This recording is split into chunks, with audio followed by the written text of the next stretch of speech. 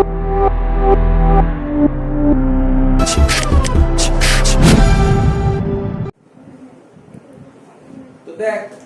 আজকে যেটা আরম্ভ করবো ক্লাস 12 এর চ্যাপ্টারের নাম কি বলতো ফান্ডামেন্টাল অফ পার্টনারশিপ। ঠিক আছে, ক্লাস 12 এর ফার্স্ট ক্লাস। ঠিক আছে, তো ফান্ডামেন্টাল অফ পার্টনারশিপ চ্যাপ্টারটার নাম কি ফান্ডামেন্টাল অফ পার্টনারশিপ। ঠিক আছে, তো দেখ না এখানে লিখে দিয়েছি ক্লাস 12 এর যে আমাদের অ্যাকাউন্টেন্সি আছে। ঠিক আছে, ক্লাস 12 এর অ্যাকাউন্টেন্সি দুটো ভাগে বিভক্ত, একটা পার্ট এ আর একটা part B.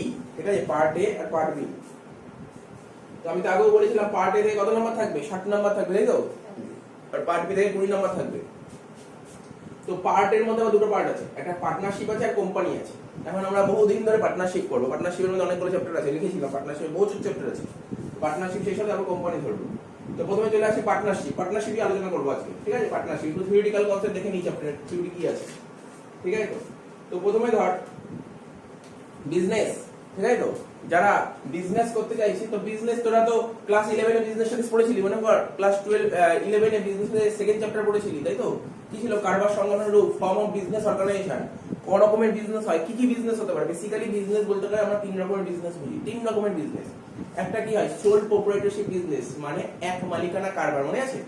Form of business, বিজনেসের তিনটে ফর্ম আছে। একটা সোল প্রোপ্রাইটরশিপ বিজনেস, আজকে আমার ইচ্ছা হলো আমি একা বিজনেস শুরু করব। আজকে আমার ইচ্ছা হলো আমি একা বিজনেস শুরু করব, এটাকে বলা হয় এক মালিকানা কারবার। একা বিজনেস শুরু করবো মানে যেই বিজনেসের মালিক একজন আর কেউ নেই বিজনেসে, তাকে বলা হয় এক মালিকানা কারবার, সোল প্রোপ্রাইটরশিপ বিজনেস, বা আরেকটা নাম প্রোপ্রাইটরশিপ বিজনেস। ঠিক আছে, তো দেখ না মনে হলো আজকে আমার একটা বিজনেস শুরু করব, সেই বিজনেসটার নাম কি বলবো? মানে আমি যদি বিজনেস একাই শুরু করি বা তুইও একা শুরু করতে পারিস, এটাকে কি বলে? Sole proprietorship business.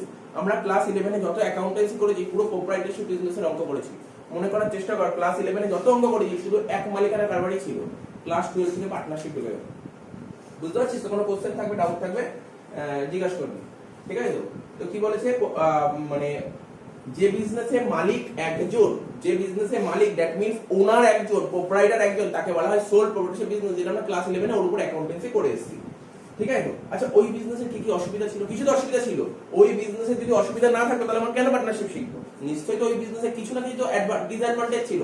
অসুবিধাকে ইংরেজিতে কি বলে? লিমিটেশন বা ড্রব্যাকস বা ডিসঅ্যাডভান্টেজ। ওই বিজনেসে যদি কিছু অসুবিধা না থাকতো আমি তাহলে কেন পার্টনারশিপ বিজনেস খুলবো? পার্টনারশিপ বিজনেস মানুষ কখন খুলে বল না? আজকে আমি একটা বিজনেস খুললাম, ধর একটা মুদিখানা দোকান খুললাম বা একটা চালের দোকান খুললাম আজকে আমি একটা। যদি ওই বিজনেসে কোনো অসুবিধা থাকে তাহলেই তো আমি পার্টনার নেব। যদি ওই বিজনেসে কোনো অসুবিধা না থাকে তাহলে পার্টনার নেব? স্যার কি কি অসুবিধা বলছি দেখ। প্রথম অসুবিধা ক্যাপিটাল। ধর আমি একা বিজনেস যখন শুরু করলাম, আমি যেই টাকাটা ঘর থেকে নিয়ে আসতে পারবো, ক্যাপিটাল যেই টাকাটা নিয়ে আসতে পারবো, কিন্তু পার্টনারশিপ বিজনেস যদি করি তাহলে ক্যাপিটাল বেশি আসবে না কম আসবে? কমন সেন্স একটা বিজনেসে পড়েই এসেছিস, তার মানে একজন মানুষের পক্ষে অতটা টাকা আনা সম্ভব হয় না, কিন্তু পার্টনাররা মিলে যদি বিজনেস করে সেক্ষেত্রে ক্যাপিটাল যতটা আনা সম্ভব। এক নম্বর। দু নম্বর ম্যানেজমেন্ট। যেখানে আগে আমি চালের দোকান খুলেছিলাম, একা সমস্ত ম্যানেজমেন্টের ডিপার্টমেন্টের দায়িত্ব পুরো আমাকে দেখতে হতো। এখন যদি পার্টনারশিপ বিজনেসের সমস্ত পার্টনারদের মধ্যে ভাগটা হয়ে যাবে, বুঝলি? সমস্ত তুই এই কাজ করবি, এই কাজ করবি, সবাইয়ের মধ্যে একটা কাজটা ডিস্ট্রিবিউট হয়ে যাবে। একজনের উপর কিন্তু কোনো প্রেশার পড়বে না। কি বললাম বোঝা গেল তো? ম্যানেজমেন্টের কাজ বুঝিস তো? একটা বিজনেসে ম্যানেজমেন্টের বিশাল কাজ থাকে, একজনের পক্ষে যে কাজ করা সম্ভব হয় না। ঠিক আছে, তো তারপর কি রিস্ক। আগে ধর ব্যবসায় কি হতো, ব্যবসায় যদি একটা সুবিধা ছিল, এক মালিকানা কারবার মানে সোল প্রোপ্রাইটরশিপ বিজনেসে একটাই সুবিধা ছিল। কি সুবিধা জানিস? যত প্রফিট হবে সব প্রফিট কিন্তু কি বলি বাবার, ও আচ্ছা বাবার, আচ্ছা যাই হোক, যত প্রফিট হবে বিজনেসে, যত টাকা প্রফিট হবে, যে মালিক সেই টাকাটা পুরো নিয়ে নেবে। এটাই সুবিধা ছিল, আর বেসিক্যালি কোনো সুবিধা ছিল না। কিন্তু এই বিজনেসের অনেক অসুবিধা ছিল। লস হলেও তো মালিককেই বিয়ার করতে হতো।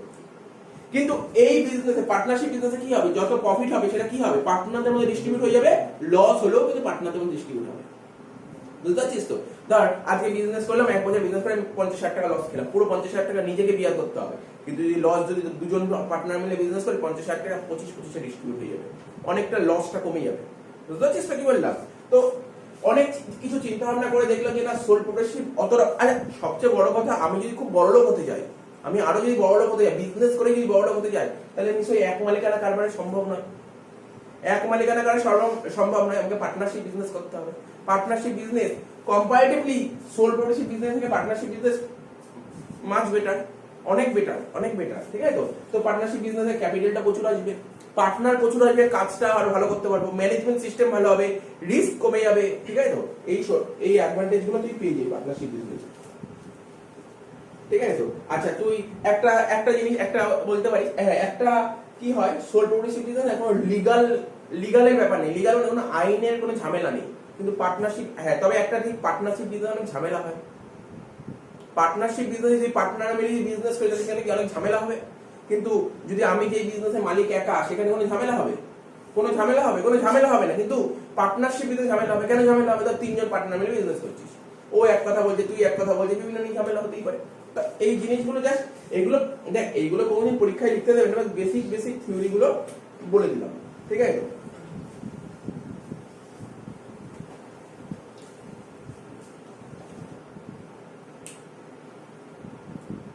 তো বুঝতে পেরেছিস এখানে কি বললাম? তার মানে কম্পারেটিভলি কি দেখি সোল প্রপার্টিশিপ বিজনেসটা অনেকটা ছোট হয়, কি মানে মোটামুটি বোঝা গেল? এই বিজনেস আমি কেন পার্টনারশিপ বিজনেস তৈরি করব? এই যে এই অসুবিধাগুলো আছে, এই অসুবিধাগুলো দূর করার জন্যই আমাকে পার্টনারশিপ বিজনেস তৈরি করতে হবে। আমি এমন অবস্থা হলে বিজনেসে প্রচুর ক্যাপিটাল লাগবে, মালিকের একার পক্ষে টাকা জোগাড় করা সম্ভব হচ্ছে, তখন তোকে পার্টনারের সাহায্য নিতেই হবে, বুঝতে পারলি? পার্টনারশিপ বিজনেস করতে হবে। আজকে আমি একটা দোকান খুলেছি, যে না ঠিক আছে আমি বিজনেসে অনেক বড় করতে চাই, কিন্তু আমার কাছে টাকা নেই, তখন আমি কি করবো? না সত্যি পার্টনারশিপ বিজনেস ফর্ম করে দেবো, পার্টনার নিয়ে প্রচুর টাকা চলে আসবে। আমার একার পক্ষে সব কাজ করা সম্ভব হচ্ছে না, আমি পারছি না, টাইম দিতে পারছি না বিজনেসে, পার্টনার যদি থাকে তাহলে আমি টাইম দিতে পারবো, বুঝতে পারছিস তো? রিস্ক, সমস্ত রিস্ক পার্টনারদের মধ্যে বিয়ার হবে, বুঝতে পারছিস কি বললাম? এই বলছে। কিন্তু অ্যাডভান্টেজ কি হয় সোল প্রপার্টিশিপ বিজনেস? একটাই অ্যাডভান্টেজ, প্রফিট হলে একাই ভাগ করবে, তো বোঝা গেল? তো এই সমস্ত অসুবিধাগুলো দূর করার জন্য আমরা পার্টনারশিপ বিজনেস মানে অংশীদারি কারবার তৈরি করেছি। এখন প্রশ্ন হতে পারে স্যার সোল প্রোপ্রাইটার, সোল মানে জানিস সোল মানে কি? একা, সোল মানে এক, সোল প্রপার্টনারশিপ বিজনেস একা, যে বিজনেসের মালিক একজন তাকে বলে সোল প্রপার্টনারশিপ। তাহলে পার্টনারশিপ বিজনেসের মালিক তো একজন তো নিশ্চয়ই হবেন, এটা তোরা বিজনেসে পড়েই এসেছিস। তাহলে পার্টনারশিপ বিজনেস হতে গেলে মিনিমাম কজন লাগবে স্যার? পার্টনার মানে একজনের সঙ্গে আরেকজন থাকতেই হবে, মিনিমাম তো দুজন থাকতেই হবে, তাই তো? দেখ আমি এখানে ছোট করে লিখেছি 2 থেকে 20, তাই না? লিখেছি না? এ দেখ না, এই যে এগুলো সব পার্টনার, ঠিক আছে? এতগুলো পার্টনার আরো থাকতে পারে। তাহলে পার্টনারশিপ বিজনেসে মিনিমাম 2 জন থাকতে হবে, কিন্তু স্যার ম্যাক্সিমাম কতজন নিয়ে পার্টনারশিপ বিজনেস করতে পারে? ম্যাক্সিমাম 20 জন, ম্যাক্সিমাম 20 জন। পরীক্ষা এমসিকিউ দেয়, পরীক্ষায় প্রচুর এমসিকিউ এই বছরও দিয়েছিল, বলছে পার্টনারশিপ বিজনেসে মিনিমাম কতজন পার্টনার থাকে? কি লিখবি? আছে স্যার 2 জন। ম্যাক্সিমাম কতজন থাকে? 20 জন। এবার আর একটু কোশ্চেন ঘুরিয়ে করে, ওরা ইচ্ছা করলে করতে পারে। সেটা কি? পার্টনারশিপ বিজনেস দু রকমের হয়, একটা ব্যাংকিং বিজনেস হয়, তো পড়েছিস, বিজনেসে পড়েই এসেছিস, আর একটা নন ব্যাংকিং হয়। তো ব্যাংকিং বিজনেসে কজন পার্টনার রাখতে পারে? 10 জন, আর নন ব্যাংকিং এ 20 জন। এটা মাথায় রাখবে, পরীক্ষা এমসিকিউ জন্য আমি যে কটা কথা বললাম খুব ইম্পর্টেন্ট। পার্টনারশিপ বিজনেসে মিনিমাম কজন? 2 জন। পার্টনারশিপ বিজনেসে ম্যাক্সিমাম কজন? 20 জন। ব্যাংকিং বিজনেসে কজন? 10 জন। নন ব্যাংকিং এ 20 জন। এগুলো মাথায় রাখতে হবে। তার মানে মাথায় ঢুকলো? হ্যাঁ স্যার ঢুকলো। এইবার আমাকে বল, যে বিজনেস মালিক আমি একা, সেই বিজনেসে কোনো ঝামেলা হবে? আরে তুই একা মালিক, সেখানে ঝামেলা কার সঙ্গে করবি? কোনো ঝামেলা হবে? কোনো ঝামেলা, কোনো রকমের কোনো ঝামেলা হবে। কিন্তু যেই বিজনেসে ধর মালিক 2 জন, আচ্ছা 3 জনই ধরলাম, রাম, শ্যাম, যদু 3 জন মিলে বিজনেস করছে, সেই বিজনেসে ঝামেলা হওয়ার সম্ভাবনা আছে কি নেই? অবশ্যই ঝামেলা হবে। তো ঝামেলা হলে কি করবে? মারামারি বাঁধবে।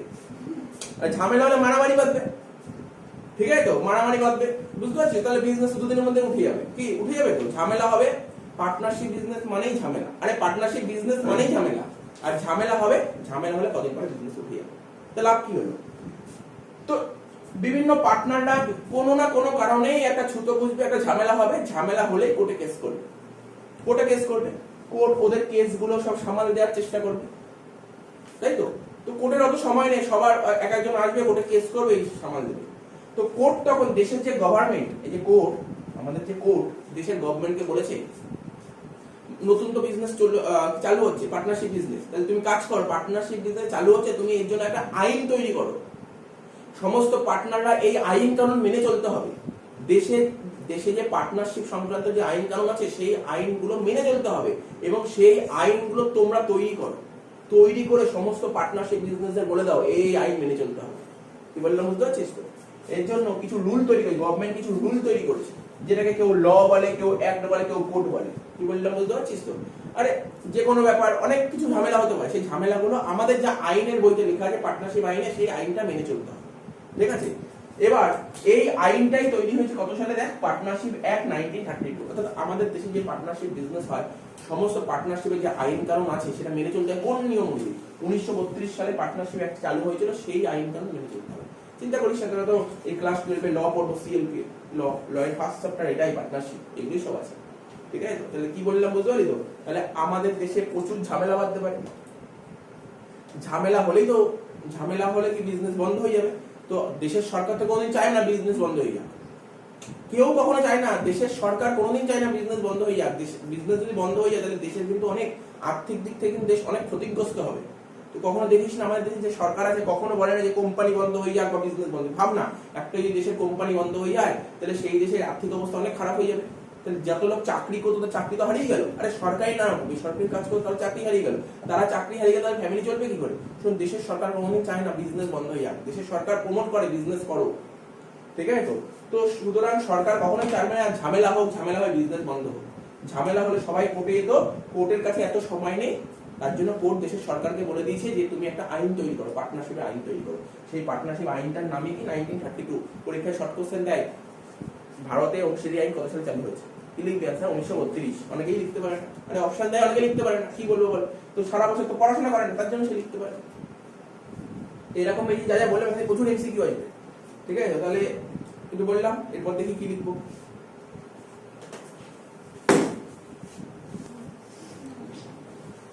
দেখ এবার পার্টনারশিপের ডেফিনেশনটা বলছি। এখানে কি লিখেছি? পার্টনারশিপ অ্যাকাউন্টিং প্লাস ল স্ল্যাশ দিয়ে লিখেছি অ্যাক্ট, ঠিক আছে?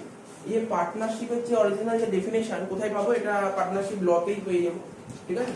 কি বলেছে পার্টনারশিপের ডেফিনেশনটা, কি বলছে একটু পড়া যায়। বলছে যে পার্টনারশিপ ইজ ডিফাইন্ড, তোরা আমি পড়েছি, আগে পড়ে এসেছিস ক্লাস 11 এ বিজনেস পড়েছিস না? অংশীদারি কারবার কাকে বলে মনে আছে? বলতে পারবি কি ছিল? এটা আমি বলে দিচ্ছি, শোন।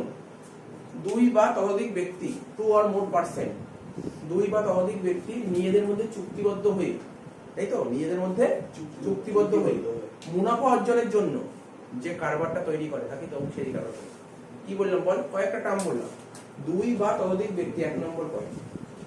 2 নম্বর নিজেদের মধ্যে চুক্তিবদ্ধ হয়ে, 3 নম্বর পয়েন্ট মুনাফা অর্জনের জন্য যে কারবার তৈরি করে তাকে অংশীদারি কারবার বলে। দেখি না এখানে কি লিখেছে, ইংলিশে কি লেখা আছে? এটা আরো ভালো লেখা আছে, লয়ের ভাষা, লতে এটাই লেখা আছে, ঠিক আছে? পার্টনারশিপ অ্যাক্ট যে করবো ওখানে এটাই লেখা আছে। পার্টনারশিপ ইজ ডিফাইন্ড, তা পার্টনারশিপ কোথায় ডিফাইন করা হয়? অর্থাৎ পার্টনারশিপের সংজ্ঞা কোথায় দেওয়া আছে এটা বলেছে, এমসিকিউ জন্য খুব important. Partnership is defined under section 4 of partnership act, মানে পার্টনারশিপ অ্যাক্টের 4 নম্বর ধারায় পার্টনারশিপের সংজ্ঞা দেওয়া হয়েছে। আমি কি বললাম? তো সিএলপি তো পেয়ে যাবি না, ঠিক আছে? পরীক্ষায় শর্ট কোশ্চেন দিতে পারে এমসিকিউতে। তাহলে কি বলেছে এখানে? পার্টনারশিপের সংজ্ঞা কোথায় দেওয়া হয়েছে? পার্টনারশিপ অ্যাক্টের 4 নম্বর ধারায়। মাথায় রাখতে, ভুলে গেলে চলবে না। কত নম্বর ধারায় লেখা আছে? 4 নম্বর ধারায় পার্টনারশিপ সংজ্ঞা দেওয়া হয়েছে। কি বলেছে? আচ্ছা, আমাদের পার্টনারশিপ অ্যাক্ট কবে চালু হয়েছিল? 1932। দেখি এই পার্টনারশিপ অ্যাক্ট কবে? 1932। কি বলা হয়েছে এখানে? কি বলা হয়েছে? বলছে রিলেশনশিপ। রিলেশন মানে জানিস তো? সম্পর্ক। কাদের মধ্যে? কি বাবা মা, ভাই বোন, কাকা কাকি, ঠিক আছে, মামা মামি, এদের সম্পর্ক বলেছে? এদের সম্পর্কের কথা বলেনি কিন্তু। রিলেশনশিপ বলেছে বিটুইন পার্সনের মধ্যে রিলেশন বলেছে, ঠিক আছে তো? Who have agree to share profit of the business, ঠিক আছে? Who have agree to share profit, যারা কিনা এগ্রি করবে, মানে বিজনেস থেকে যে এই যে বিজনেস বলেন অফ দা বিজনেস থেকে যে প্রফিটটা হবে সেটা ওরা শেয়ার করে নেবে, ভাগ করে নেবে। carried on by all or any of them acting for all, যে 3 জন মিলে যদি বিজনেস করে, 3 জন মিলেরই কথা বলা হয়েছে। বা ধর 3 জনের মধ্যে ধর 2 জন কলকাতায় থাকে, 1 জন বোম্বেতে থাকে, সে কি এখানে ভালো করে পড় লাইনটা, বলছে carried on by all, অর্থাৎ 3 জন মিলে বিজনেসটাকে ক্যারি করবে। বা এমন হতে পারে 3 জনের মধ্যে 2 জন ক্যারি করছে, 1 জন ক্যারি করছে। স্যার কেন এরকম? ধর 1 জন বোম্বেতে থাকে, 2 জন থাকে কলকাতায়, তাহলে যে বোম্বে থাকে তার পক্ষে কি ওখান থেকে এখানে এসে বিজনেসটা ক্যারি করা সম্ভব? ও কিন্তু করতে পারবে, বাট বিজনেসের পার্টনারও। তোরা পড়েছিলি আগে বিজনেসে ছিল না, নিষ্ক্রিয় অংশীদার ছিল, তাই না? তো বুঝতে পারছিস ব্যাপারটা? তাহলে ডেফিনেশনটা কি বলেছে?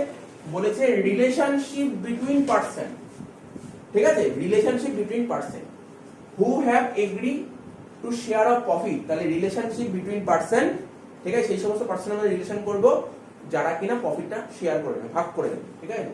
অফ দ্য বিজনেস, বিজনেসের profit carried on by all, সবাই মিলে বিজনেসটা ক্যারি করবে, বা or any of them acting for all, তার হয়ে যে নেই এখানে তার হয়ে কাজটা অন্য কেউ করে দেবে, ঠিক আছে। এখান থেকে দেখ নীল কালি দিয়ে কিছু আন্ডারলাইন করতে দেখেছিস, এখান থেকে কিছু কিছু টার্ম বেরিয়ে এসেছে। তুই ক্লাস 11 এ পড়েছিলি যে সেই পার্টনার অংশীদারি কারবারের বৈশিষ্ট্যগুলো লেখো, পড়েছিলি না? পার্টনারশিপ অ্যাক্টের বেশ কিছু ইম্পর্টেন্ট ফিচার্স, এখান থেকে ইম্পর্টেন্ট কিছু টার্ম বেরিয়ে আসবে। কটা?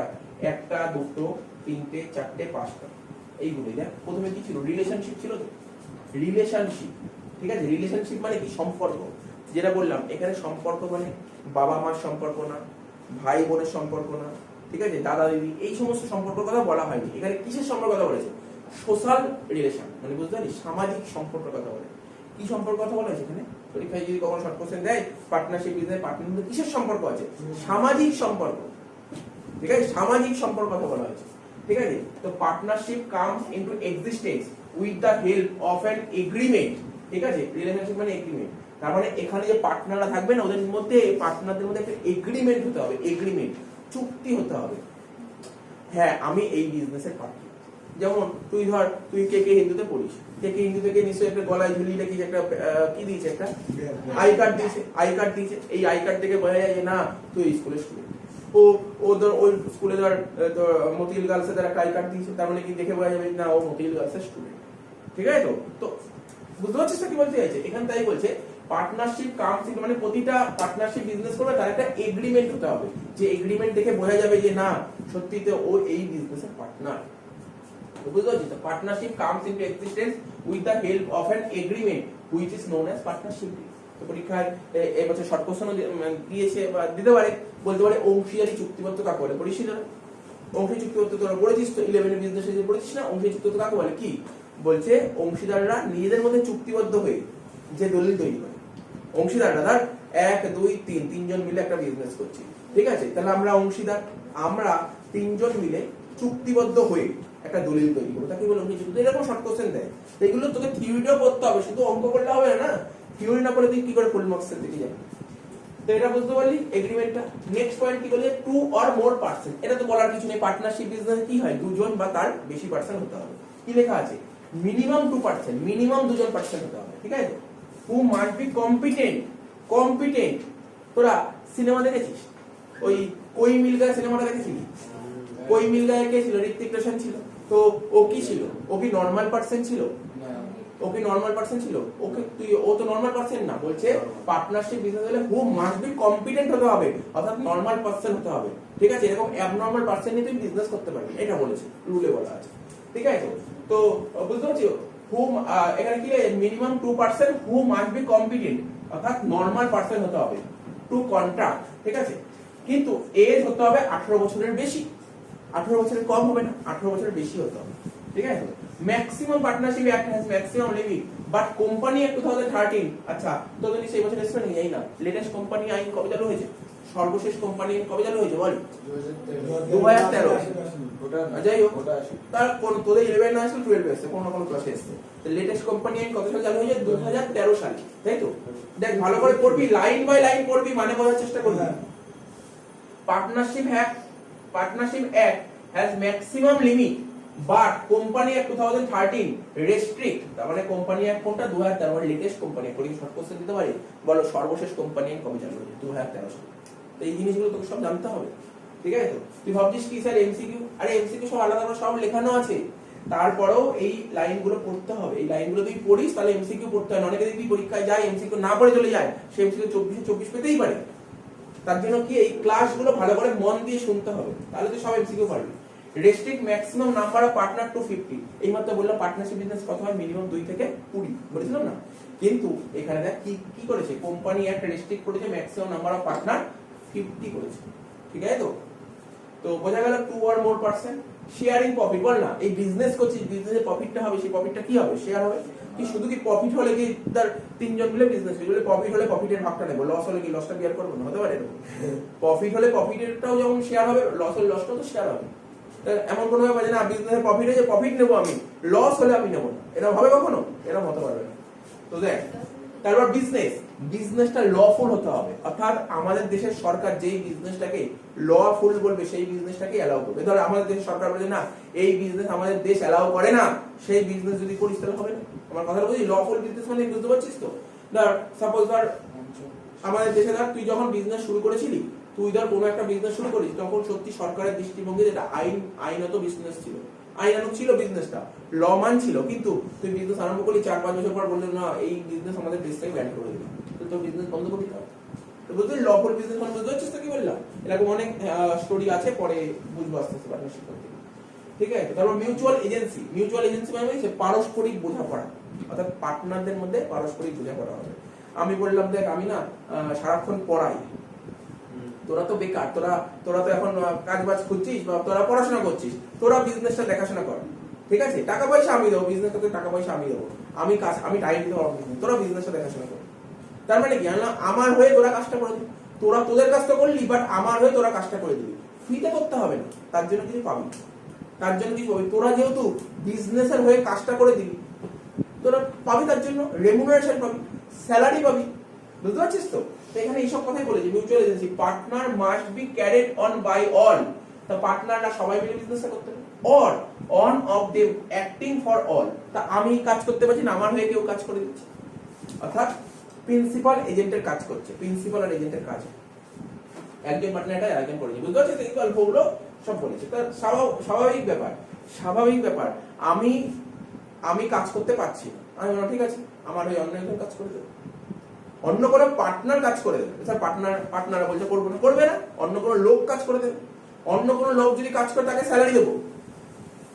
ভালো করে বোঝ, কিন্তু সুন্দরভাবে বুঝতে হবে তোকে, ভালো করে বোঝ। ধর 3 জন পার্টনার মিলে বিজনেস করছি, তোরা তোদের কাজটা করে দিচ্ছিস, ঠিক আছে? আমি আমার কাজ করতে পারছি না, আমার টাইম নেই, ঠিক আছে? আমরা ঠিক আছে আমার কাজ কোনো পার্টনার করে দেবে, পার্টনার বলছে আমি করবো না, কোনো অসুবিধা নেই, অন্য কোনো এমপ্লয়ি রাখবো, সেই এমপ্লয়ি কাজ করে দেবে। তো এমপ্লয়িকে কি দেবো? স্যালারি দেবো।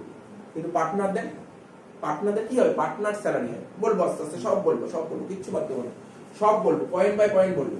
একটু বুঝতে হবে, শুধু অঙ্ক করলেই হবে না যে পিএল অ্যাপ্রো খুলতে হবে, এই অ্যাকাউন্টের এই ডেবিট এই 2-3টা আইটেম বসে, কেন বসে বুঝতে হবে, ঠিক আছে? তো পার্টনারশিপ এগ্রিমেন্ট, জানিস তো এগ্রিমেন্টটা কি মতো বললাম? পার্টনারশিপ এগ্রিমেন্ট মানে অংশীদারি চুক্তিপত্র। তো partnership did contain important provision regarding partnership. মোট কথা পার্টনারশিপ ডিডে কি কি ইম্পর্টেন্ট প্রভিশন আছে ভাই দেখো। ডিড পরীক্ষায় যদি ডিড দেয়, ডিড 2 রকমের হতে পারে, একটা ওরাল হতে পারে, একটা রিটেন হতে পারে। ওরাল মানে বুঝতে পারছিস তো? ওরাল মানে মুখোমুখি হতে পারে, ঠিক আছে? মুখোমুখি হতে গেলে দুজন উইটনেস থাকতে হবে, ঠিক আছে? মুখোমুখি হতে পারে, ঠিক আছে? আর রিটেন আয়কার দিন পার্টনারশিপ ডিড কবে চালু হয়েছিল? মানে 1932, তখনকার দিনে, আগেকার দিনে মানুষ ভদ্র মানুষ ছিল, তো খুব ভদ্র মানুষ ছিল, তখনকার দিনে মুখের কথার দাম ছিল লোকে, তখনকার দিনে মুখের কথার দাম ছিল, তো সেই সময়টা মৌখিক হতো। বর্তমান যুগে দাঁড়িয়ে মৌখিক হয় না, সব লিখিতই হয়। বর্তমান যুগে দাঁড়িয়ে কি ভাই তুই কি বলেছিস আজকে কোনো বিশ্বাস, নিজের বাবার কথাই বিশ্বাস করিস না, তো পার্টনারদের কথা কি বিশ্বাস করবি? কি বুঝতে পারছিস না? বাবাকে বলে কি তুমি কবে কি বলেছো, কোনো মনে নেই তো, মুখের কথার কোনো দাম নেই। তোমার কথা বুঝতে পারছিস তো? তো বর্তমান যুগে দাঁড়িয়ে মুখের কোনো দাম নেই, ঠিক আছে? তো রিটেনটাই বেটার। তো বুঝতে পারছি তো পার্টনারশিপ দেখ আমি কত কিছু করে দিলাম, থিওরিটিক্যাল কনসেপ্ট, মানে থিওরি গুলো খুব করে দিচ্ছি, অঙ্ক তো হবেই। হয়তো প্রথম ক্লাসে থিওরি, পরের ক্লাসে শুধু অঙ্কই হতে হবে, অঙ্কই হবে 10-12টা ক্লাসই হবে চ্যাপ্টার, ঠিক আছে? দেখ এবার কি বলেছে, এটাও পড়েছিলি ক্লাস 11 এ, কন্টেন্ট অফ পার্টনারশিপ ডিড। পরীক্ষা এবার এসেছিল কি জানি না, বিজনেস এসেছিল কিনা। কন্টেন্ট অফ পার্টনারশিপ ডিড মানে অংশীদারি চুক্তিপত্রের বিষয়বস্তু, মানে অংশীদারি চুক্তিপত্রে কি কি বিষয় উল্লেখ থাকে। কি বললাম বুঝতে পারলি? লতে আসে কিন্তু কোশ্চেনটা, খুব ল যে পড়বি সিএলকে এই কোশ্চেনটা পাবি, অংশীদারি চুক্তিপত্রে কি কি বিষয় উল্লেখ থাকে, ঠিক আছে? আমি পড়েই এসেছি কি কি বিষয় উল্লেখ থাকে। প্রথম পয়েন্ট লেখা আছে name of business and address, মানে অংশীদারি যে চুক্তিপত্র তৈরি হয় না, আমাদের কি কি জিনিস লেখা থাকে। নেম অফ, কি লেখা বল? নেম অফ বিজনেস, যে ব্যবসাটা করি ব্যবসার নাম কি, না তুই করলি অজন্তা শু হাউস, তাই না? বা লিখি রত্না চাল ভান্ডার, এরকম, বুঝলি তো? তো এরকম লিখতে হবে নেম অফ বিজনেস, বিজনেসের নাম এবং সেই বিজনেসের ঠিকানাটা দিতে হবে, অ্যাড্রেস, 1 নম্বর পয়েন্ট। তাহলে আমার কথাটা বুঝতে পারছিস তো কি বলছি? অংশীদারি চুক্তি হতে কি কি বিষয় উল্লেখ থাকে, প্রথম পয়েন্ট বললাম এটা। 2 নম্বর পয়েন্ট কি? Name of partner. এই যে বিজনেসটা খুললি অজন্তা শু হাউস, এই অজন্তা শু হাউসের পার্টনার কারা কারা মিলে বিজনেসটা করছিস, সেই পার্টনারদের নাম লিখতে হবে এবং তাদের বাড়ির ঠিকানা দিতে হবে, ঠিক আছে? 2 নম্বর। 3 নম্বর amount of capital contribute by each partner. ধর অজন্তা শু হাউস খোলার জন্য খুলেছে কে এ বি সি, তিনজন মিলে খুলেছে, তাহলে এ কত টাকা ক্যাপিটাল নিয়ে এসেছে, বি কত ক্যাপিটাল নিয়ে সি কত ক্যাপিটাল নিয়ে এটা বলতে হবে, ঠিক আছে। তারপর ডি প্রফিট শেয়ারিং রেশিও, বছরের শেষে যত টাকা প্রফিট হবে এ বি সি কোন রেশিওতে ভাগ করে নেবে সেটা বলতে হবে, প্রফিট শেয়ারিং রেশিও, ঠিক আছে। 4 নম্বর পয়েন্ট ইন্টারেস্ট অন ক্যাপিটাল। ধর আমি এ, তুই বি ও সি, এরকম তিনজন পার্টনার, আমি এত টাকা ক্যাপিটাল বিজনেসকে দিয়েছি, ও এত টাকা ক্যাপিটাল বিজনেসকে দিয়েছে, ও এত টাকা ক্যাপিটাল বিজনেসকে দিয়েছে, বিজনেস ওদের কি দেবে না, প্রফিট তো দেবে, কিন্তু পার্টনারশিপ বিজনেসে প্রফিট তো পাবেই। এছাড়াও আমি যে বিজনেসকে ক্যাপিটাল দিই তার বদলে বিজনেস আমাকে ক্যাপিটালের উপর একটা ইন্টারেস্ট দেয়, এটাকে বলে ইন্টারেস্ট অন ক্যাপিটাল। কি বললাম বুঝতে পারলি? আমি বিজনেসকে যত টাকা ক্যাপিটাল দেব, বিজনেস তার রিটার্ন হিসেবে আমাকে একটা ইন্টারেস্ট দেবে, এটাকে বলে ইন্টারেস্ট অন ক্যাপিটাল, ঠিক আছে। তাহলে লিখেছি ইন্টারেস্ট অন ক্যাপিটাল। তারপর ইন্টারেস্ট অন লোন, কি লেখা আছে বল? Interest on loan. বিজনেসের টাকার দরকার, বিজনেসের টাকার দরকার, তার কোনো একজন পার্টনার বলে ঠিক আছে আমি তোমাকে কিছু টাকা লোন হিসেবে দিলাম, তাহলে লোন হিসেবে দিলে তার লোনের উপর একটা ইন্টারেস্ট দিয়ে দেবে। আমার কথাটা মন দিয়ে শোন, ধর আমি বলছি এই ব্যাপারগুলো যদি ফোকাস করিস মন দিয়ে, তাহলে অঙ্কতে কোনো সমস্যা ক্রিয়েট করবে না তোকে। ধর বিজনেস হচ্ছে এ বি সি, তিনজন পার্টনার মিলে বিজনেস করছে, তিনজন পার্টনার বিজনেসকে ক্যাপিটাল দিয়েছে, এখন বিজনেসের লোন দরকার, আরো টাকা দরকার, বিজনেসে আরো টাকা দরকার, বিজনেসে আরো টাকা দরকার, সেই টাকাটা কি বিজনেস যখন আরো টাকা দরকার তখন কোনো একজন পার্টনার খুব বড় লোক, প্রচুর টাকা আছে, এ বললো আমি টাকা দেবো, বললো আমি টাকা দিয়ে দেবো, ঠিক আছে। তো এ বললো আমি টাকা দেবো, তখন বিজনেস বললো তুমি এই টাকাটা দিচ্ছ তুমি কি ক্যাপিটাল দিচ্ছ, বলছে না ক্যাপিটাল দেবো না, এটা ক্যাপিটাল না, আমার কথাটা বলতে মন দিয়ে ফোকাস করবি। কিন্তু ধর প্রত্যেককে বলেছিল, প্রত্যেকে বলা হয়েছিল যে তোমরা বিজনেস শুরু করো 1 লাখ টাকা করে নিয়ে, সবাই 1 লাখ টাকা করে নিয়ে এসছে, 3 লাখ টাকা চলে আসছে বিজনেসে, ঠিক আছে। 3 লাখ টাকা বিজনেস চলছে না, বিজনেসে আরো 50,000 টাকা দরকার, 50,000 টাকা দরকার, তাহলে কি কোথা থেকে আনবে টাকাটা? তখন বিজনেসের ডিসিশন নিল, তখন কোনো একজন পার্টনার ধর এ বললো ঠিক আছে 50,000 টাকা আমি দিয়ে দেবো, তখন বিজনেস বললো যে 50,000 টাকা তুমি বিজনেসকে দিচ্ছ, তুমি কি তোমার 1 লাখ টাকা ক্যাপিটাল, আরো 50,000 টাকা এক্সট্রা ক্যাপিটাল দিল, এ বললো না ক্যাপিটাল না, এটা আমি বিজনেসকে লোন হিসেবে দিলাম, বিজনেসে কি দিলাম আমি? লোন দিলাম। তো বিজনেস যদি আমার থেকে 50,000 টাকা লোন না নিত, নিশ্চয়ই বাইরে কারোর থেকে লোন নিয়ে আসতো, ব্যাংকের থেকে লোন নিয়ে আসতো, তো ব্যাংকের থেকে লোন নিয়ে আসলে ব্যাংকে কি দিত? ইন্টারেস্ট দিত, তাহলে বিজনেস এখন আমাকে ইন্টারেস্ট দেবে, বুঝতে পারলি? এটা হচ্ছে ইন্টারেস্ট অন লোন। গল্পটা বুঝিস তো? তো এরকম লাইন বাই লাইন তুই যখন অঙ্ক করবি এরকম অনেক পয়েন্ট বেরিয়ে আসবে, থিওরিটিক্যাল কনসেপ্ট ক্লিয়ার না হলে অঙ্ক পুরো মুখস্থের উপর দাঁড়াতে হবে, আর অঙ্ক ভুল হওয়ার সম্ভাবনা আস্তে আস্তে বেরিয়ে আসবে। তারপর কি হবে? স্যালারি টু ওয়ার্কিং পার্টনার, বিজনেসের পার্টনার কারা? এবিসি। তো বিজনেস কি করতে পারে ভালো করে শোন, তোরা তো দেখেছিস, মানে তোরা আগে ফাইনাল অ্যাকাউন্ট করেছিস, পিএল অ্যাকাউন্টে ডেবিটে স্যালারি আসতো, পিএল অ্যাকাউন্টে ডেবিট স্যালারি, আচ্ছা ওই স্যালারি কাদের, ওই স্যালারিটা কারা পেত বলতে পারি? এমপ্লয়ি যারা চাকরি করে তারা স্যালারি পায়। তো ধর পার্টনারশিপ বিজনেস, ধর এবিসি তিনজন মিলে পার্টনার করছে, তিনজন পার্টনার মিলে বিজনেস করছে, তো এরা কি বিজনেসের এমপ্লয়ি? কি বিজনেসের মালিক, ঠিক আছে, বিজনেসের মালিক। যদি এমপ্লয়িকে স্যালারি দেওয়া হয় তাহলে সেটা তো পিএল, বুঝতে পারছিস, স্যালারি। কিন্তু পার্টনাররা বিজনেসে, পার্টনারশিপ বিজনেসে পার্টনাররা যদি কোনো কাজ করে তাহলে পার্টনাররাও স্যালারি পায়, এটাকে বলে পার্টনার স্যালারি, এটাকে বলে পার্টনার স্যালারি। এটাও ডিটেইল লেখা আছে, দেখ কি লেখা আছে, স্যালারি ওয়ার্কিং পার্টনার। বিজনেসের কাজকর্ম যারা করবে, দেখ বিজনেসের এই বিজনেসের পরিষ্কার যুক্তি বলছে, দেখো আমরা যদি বাইরের লোককে দিয়ে কাজ করাই, আমরা যদি বাইরের লোককে দিয়ে কাজ করাই তাকে স্যালারি দিতে হবে, বাইরের লোককে নিয়ে আসলাম কাজ করালাম ওকে স্যালারি দিতে হবে, তার চেয়ে বাইরের লোক কেন করবে, আমার বিজনেসের পার্টনারটাই কাজটা করুক, ওরা স্যালারি পাবে, বুঝলি তো? Salary to working partner, working partner মানে বুঝিস যারা বিজনেসে ওয়ার্ক করছে। ইন্টারেস্ট অন ড্রয়িংস, তুই বিজনেস শুরু করার সময় 1 লাখ টাকা নিয়ে আসলি, তোর মানে ফ্যামিলির অবস্থা তো কোনো কোনো সময় খারাপ হতে পারে, তো তেমন অবস্থা হতে পারে যে তোর টাকার দরকার, ছেলে বা মেয়েকে কোনো তোর কলেজে ভর্তি করবি, বা ধর কোনো হায়ার এডুকেশন করাবি, প্রফেশনাল কোর্স করাবি, বাড়ির কারোর শরীর খারাপ হয়েছে, কারোর বিয়ে বেঁধেছে, তোর টাকা তো দরকার, এই টাকাটা কোথা থেকে পাবি? তুই তার কোনো চাকরি বাকরি করিস, কোথা থেকে টাকাটা পাবি? বিজনেস থেকে টাকা নিতে হবে, বিজনেস থেকে টাকা নিতে হবে। তুই ভাব, বিজনেসকে যখন তুই টাকা দিবি, বিজনেস থেকে কি দেবে? ইন্টারেস্ট দেবে। মনে কর এই কথা বললাম, আমি যখন বিজনেসকে ক্যাপিটাল দেবো, বিজনেস আমাকে কি দেবে? ইন্টারেস্ট দেবে। বিজনেস থেকে যদি আমি টাকা তুলে নিই, বিজনেস আমার থেকে কি নেবে? ইন্টারেস্ট নেবে। এটাকে বলা হয় ইন্টারেস্ট অন ড্রয়িং। ভালো করে বুঝবি, দেখ ওই লেখা লিখিয়েছি বলে লিখে লাভ নেই, বুঝতে হবে লাইনের মানে। ইন্টারেস্ট অন ড্রয়িং, বিজনেস থেকে আমি টাকা তুললাম, বিজনেস থেকে যদি আমি টাকা তুলি, বিজনেস তার বদলে আমার থেকে কি নেবে? ইন্টারেস্ট নেবে, এটাকে বলে ইন্টারেস্ট অন ড্রয়িংস, ঠিক আছে। Last duration or at will, তুই যে বিজনেসটা শুরু করবি, ধর বললাম কি অজন্তা শু হাউস, তুই বিজনেস শুরু যখন করবি তখন তুই বলবি যে ডিডে লেখা থাকবে আমি 20 বছর বা 30 বছর ব্যবসা করবো, সেটা লেখা থাকবে ডিউরেশন। তাহলে বুঝতে পারলি পার্টনারশিপ ডিডে কি কি উল্লেখ থাকে, এই জিনিসগুলো পার্টনারশিপ ডিডে থাকে। তারপর কি পার্টনারশিপ ফর্ম, এটা ফর্ম হবে না,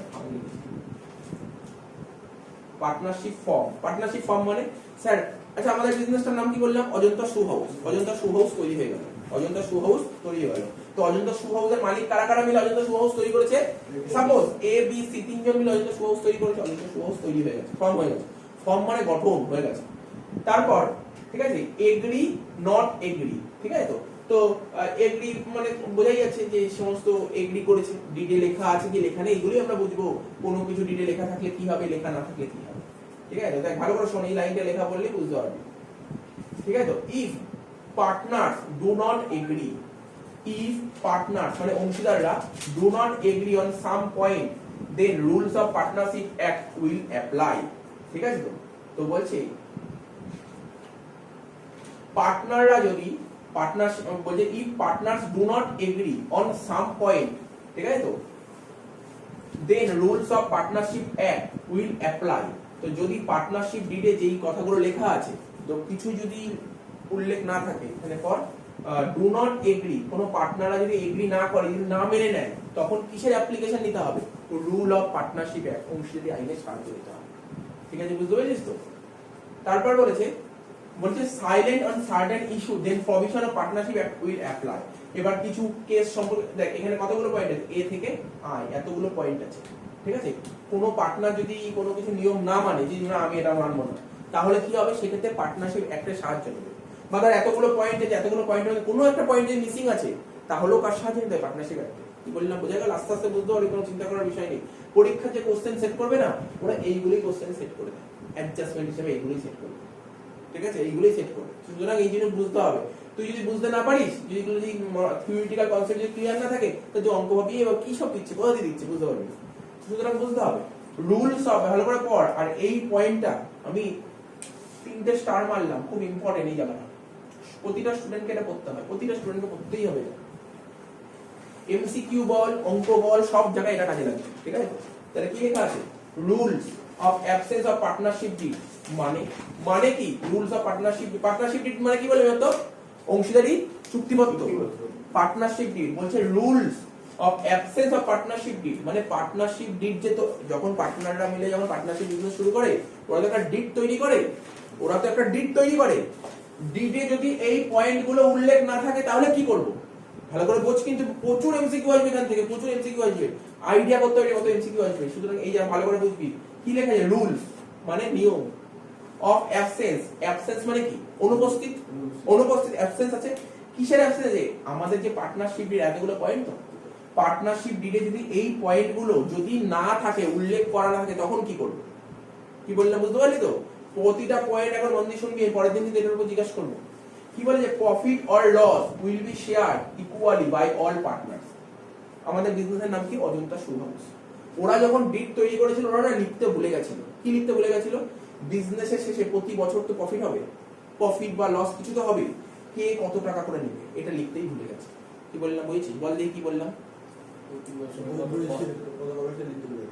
মানে অজন্তা শু হাউস বিজনেসের শেষে প্রতি বছরের শেষে একটা প্রফিট হবে, কিছু প্রফিট হবে, প্রফিট হলে টাকাটা ভাগ করবে। আরে এ কিছু পাবে, ধর প্রফিট হচ্ছে 1 লাখ টাকা, প্রফিট হচ্ছে 1 লাখ টাকা, তাহলে এ কে কত দিবি, বি কে কত দিবি, সি কে কত দিবি, বলতে হবে তো কত দিবি। বলছি এটা লিখতেই ভুলে গেছে, ঠিক আছে। তো লিখতেই ভুলে গেছে, তখন কি করবে, তখন ভালো করে শোন, তখন কি হতে পারে, তখন বললো এ বললো যে না আমি 50,000 টাকা নেব, বি বললো যে না আমিও 50,000 টাকা, সি কি নেবে, বুঝতে পারছিস তো। সুতরাং এবার যদি এ বললো 50,000 টাকা নেবো, বি বললো কেন তুমি 50,000 টাকা নেবে, আমি কেন 50,000 নেবো না, বিভিন্ন ঝামেলা হতে পারে। তো পার্টনারশিপ এক পরিষ্কার হয়ে বলে দিয়েছে, যদি সত্যি যদি ডিডে যদি উল্লেখ করা না থাকে, ডিডে যদি উল্লেখ করা না থাকে, পরিষ্কার হয়ে বলে দিয়েছে, যদি ডিডে যদি উল্লেখ করা না থাকে কে কত টাকা প্রফিট নেবে, ঠিক আছে, কে কত টাকা প্রফিট নেবে, ডিডে যদি উল্লেখ না থাকে, তখন আমরা কি করব, তখন আমরা ইকুয়ালে ভাগ করব, ইকুয়াল, কোনো ঝামেলা হবে না। আরে 1 লাখ টাকা কোনো ঝামেলা হবে না, আরে কোনো ঝামেলা হবে। ধর কোশ্চেনে বলি, মানে ধর ডিডে উল্লেখ নেই, কাকে কোন রেশিওতে প্রফিটটা ভাগ করবে, তখন কি করতে হবে, পার্টনারশিপ একটা পরিষ্কার হয়ে বলে দিয়েছে প্রত্যেককে সমান ভাগে ভাগ করে দেবে। পরীক্ষায় এমসিকিউ প্রচুর দেয়, এটার উপর এমসিকিউ এবারও দিয়েছে প্রতি বছরই দেয়। বলছে যদি ডিডে যদি উল্লেখ না থাকে, তাহলে পার্টনাররা কোন রেশিওতে প্রফিট ডিস্ট্রিবিউট করে নেবে? অনেকগুলো অপশন থাকে, সমান ভাগে মানে ইকুয়ালি, ঠিক আছে, 1 নম্বর অপশন। 2 নম্বর অপশন থাকে ক্যাপিটাল রেশিওতে, ঠিক আছে, ওরা কোনো প্রফিটই পাবে না, নান অফ দিস, এরকম 4-5টা পয়েন্ট থাকে। তখন তোকে কারেক্ট অ্যান্সার কি লিখবি? ইকুয়াল মানে সমান ভাগে, ঠিক আছে। বুঝতে পারছিস তো কি বললাম? পয়েন্টটা বুঝতে পারছিস? খুব ইম্পর্টেন্ট পয়েন্ট বললাম, অঙ্ক করতে গেলেও তুই পাবি।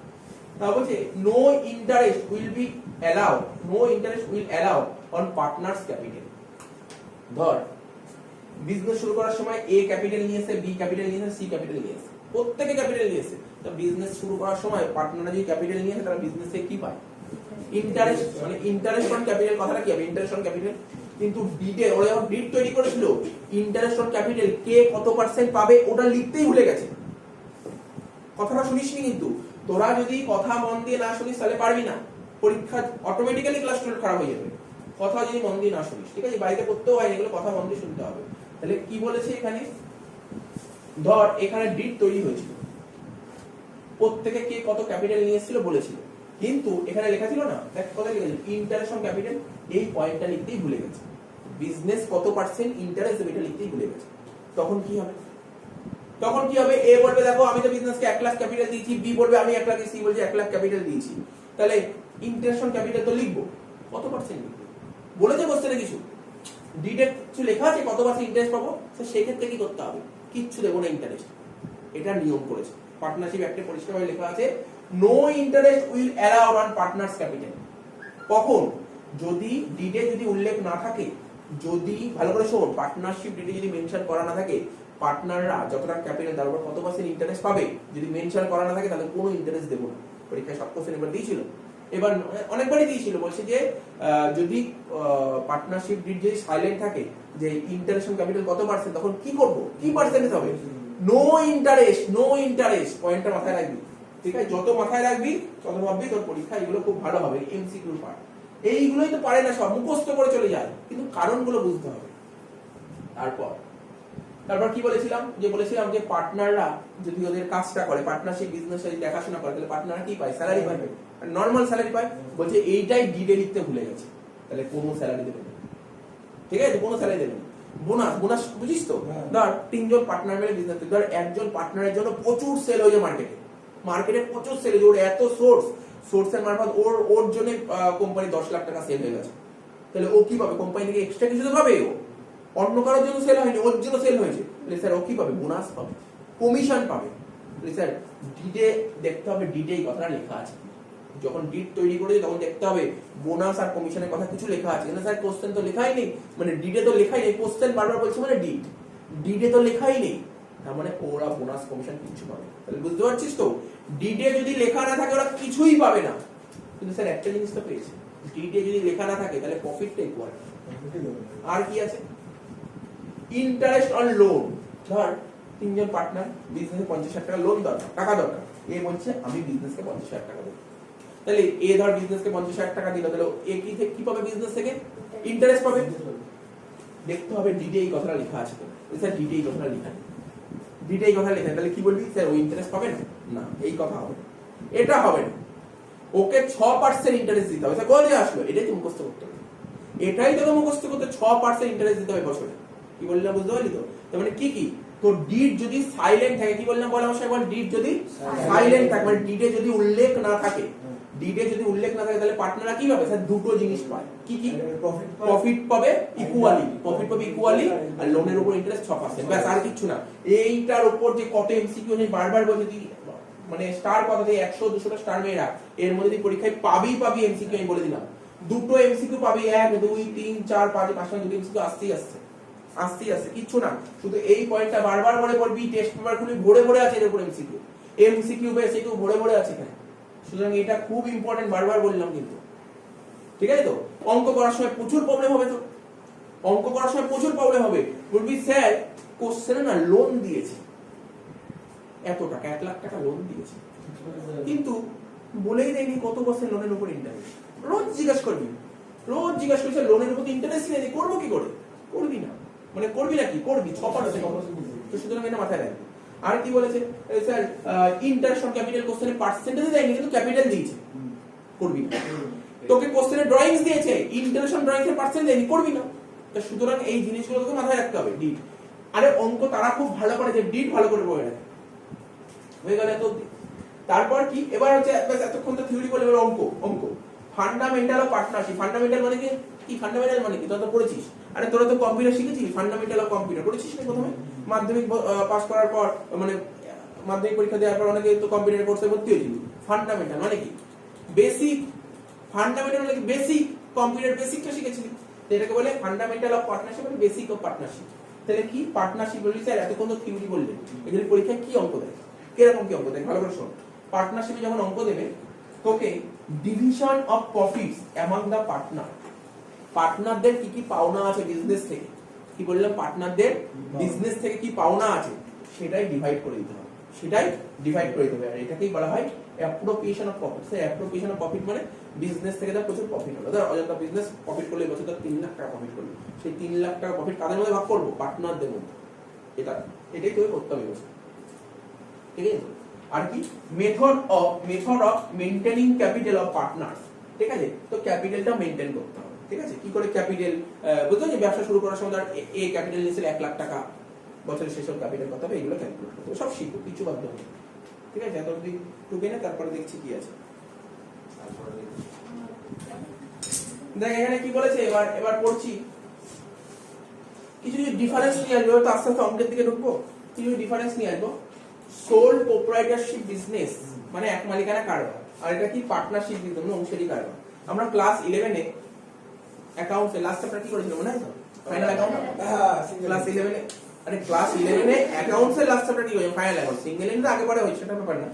তো ক্লাস 11 এ অ্যাকাউন্টসের লাস্ট চ্যাপ্টার করেছিলাম আমরা ফাইনাল অ্যাকাউন্ট, লাস্টে গিয়ে তো ফাইনাল অ্যাকাউন্ট শিখেছিলাম।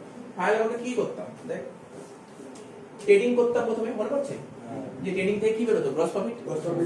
তারপর কি করতাম? পিএল অ্যাকাউন্ট, ওখান থেকে কি বেরোতো? নেট প্রফিট বেরোতো। তারপর হচ্ছে, তারপর কি ভালো করে শুনবি, আগে আমরা মানে ক্লাস 11 এ ফাইনাল অ্যাকাউন্ট করেছিলাম মানে সোল প্রোপ্রাইটারশিপ বিজনেস করেছিলাম, এক মালিকানা কারবার। সবার প্রথম করতাম ট্রেডিং অ্যাকাউন্ট, যেখান থেকে গ্রস প্রফিট বেরোয়। তারপর করতাম পিএল অ্যাকাউন্ট, সেখান থেকে নেট প্রফিট বেরোয়। তারপর কি করতাম? ব্যালেন্স শিট করতাম, এই তিনটেই তো করতাম। এখন হচ্ছে পার্টনারশিপ। পার্টনারশিপে কি হয়? পার্টনারশিপে যদি ফাইনাল অ্যাকাউন্ট করতে পারি তাহলে কি করে করবো? ট্রেডিং অ্যাকাউন্ট প্রথমে করতে হবে। দেখ এখানে সেম লিখেছি, মানে কি সোল প্রোপ্রাইটারশিপ বিজনেসও ট্রেডিং অ্যাকাউন্ট হতো, পার্টনারশিপ বিজনেসও ট্রেডিং অ্যাকাউন্ট হয়, এরও সেম লিখেছি। জিপি বেরিয়ে গেল। তারপর সোল প্রোপ্রাইটারশিপ বিজনেসে নেট প্রফিট বের করার জন্য পিএল অ্যাকাউন্ট করতে হতো, এখনো পিএল অ্যাকাউন্টই করতে হবে, ঠিক আছে? এবার প্রশ্ন ভালো করে দেখ, profit and loss appropriation account বলে একটা আছে। আগে কি সোল প্রোপ্রাইটারশিপ বিজনেসে, ভালো করে মন দিয়ে কোশ্চেনের অ্যানসারটা দিবি, সোল প্রোপ্রাইটারশিপ বিজনেসে কি profit and loss appropriation account কোনোদিন খুলতাম কি খুলতাম না? কোনোদিন খুলতাম না। আমরা মনে কর ক্লাস 11 এ যে অ্যাকাউন্টে ফাইল অ্যাকাউন্ট করতাম, প্রথমে করতাম ট্রেডিং, তারপর পিএল, তারপর ব্যালেন্স শিট। পিএল এর পরে কি পিএল অ্যাপ্রুভ কোনোদিন খুলেছি? না, খুলিনি। তার মানে সোল প্রোপ্রাইটারশিপ বিজনেসে প্রফিট এন্ড লস অ্যাপ্রোপ্রিয়েশন খুলতে হয় না, কিন্তু পার্টনারশিপ বিজনেসে এটা কি লেখা আছে? নিউ, মানে খুলতে হয়। ডিফারেন্সটা বুঝতে পারছিস কিছু? অঙ্কের ডিফারেন্স, আমি থিওরিটিক্যাল ডিফারেন্স বলছি না। তার মানে সোল প্রোপ্রাইটারশিপ বিজনেস যখন করতাম সেখানে পিএল অ্যাপ্রুভ খুলতে হতো না, কিন্তু পার্টনারশিপ বিজনেস পিএল অ্যাপ্রুভ খুলতে হয়। তার কারণ বলবো, সব বলবো। আরে ভাই এখানে কেন, এখানে নেট প্রফিট ধর 1 লাখ টাকা বেরিয়ে গেছে, এই নেট প্রফিটটা কে পেতো? পুরো 1 লাখ টাকা তো মালিকই নিয়ে চলে যেত। কিন্তু এখানে ধর নেট প্রফিট ধর বেরোলো 1 লাখ টাকা, এই 1 লাখ টাকা পুরো মালিক নিয়ে যেতে পারবে? মালিক তো তিনজন ভাগ করতে হবে। তো এই ভাগ করার জন্য একটা অ্যাকাউন্ট ওপেন করতে হয়, তাকে বলে পিএল অ্যাপ্রোপ্রিয়েশন। অ্যাপ্রোপ্রিয়েশন মানে ডিস্ট্রিবিউট, ভাগ। বুঝতে পারছিস তো? বুঝতে পারলি কেন পিএল অ্যাপ্রোপ্রিয়েশন অ্যাকাউন্ট খোলা হয়? আরে কোম্পানি ধর একটা বিজনেস করছে, বিজনেস করে যে নেট প্রফিটটা কামালো, ঠিক আছে, নেট প্রফিটটা পার্টনারদের মধ্যে ভাগ করতে হয়। এই পার্টনারদের ভাগ করার জন্য একটা অ্যাকাউন্ট খুলতে হয়, সেই অ্যাকাউন্টটাকে বলে profit and loss appropriation account. পরীক্ষা এমসিকিউ এসএকিউ দেয়, বলতে profit and loss appropriation account কেন খোলা হয়, এরকম দিয়েছে অনেকবার এসএকিউ, ঠিক আছে? তো দেখ বুঝতে পারলি।